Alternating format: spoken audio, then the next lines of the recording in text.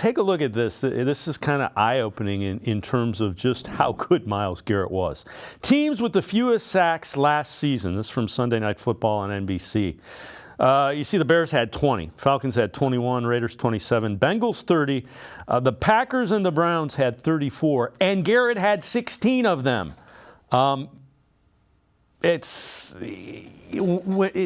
When you look at that, it kind of slaps you across the face how much they struggled to get pressure on the quarterback a season ago.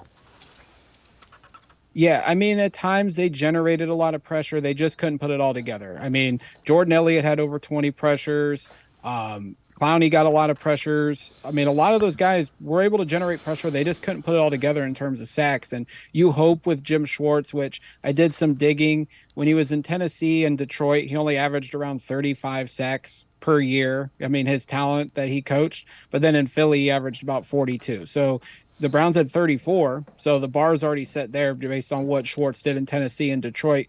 But if he can do what he did in Philly with the cast of characters that he had there, and with the additions the Browns made on the defensive line this offseason, you would have to think the Browns can definitely hit the 40-sack mark, and they may even get higher just because you have two of the best in Myles and Zadarius Smith. Okoronkwo's shown he can get after it, and so does Dalvin Tomlinson. Yeah, the other thing that I think will help keeping the guys fresh. So the rotation, the whole purpose of that is they don't get as banged up. They have more energy. You spread out the workload because television does not show how much offensive and defensive lines beat on one another in an NFL football game.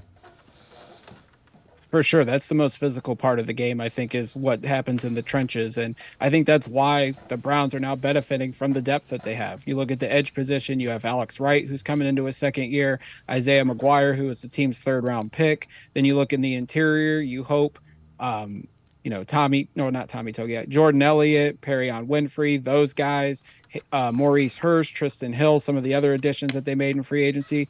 The Browns have a lot of depth on that defensive line now. We'll see who shakes out in training camp and in the preseason, but this is what Schwartz liked. He talked about in minicamp that he wants to treat this like a bullpen and rotate guys in and out.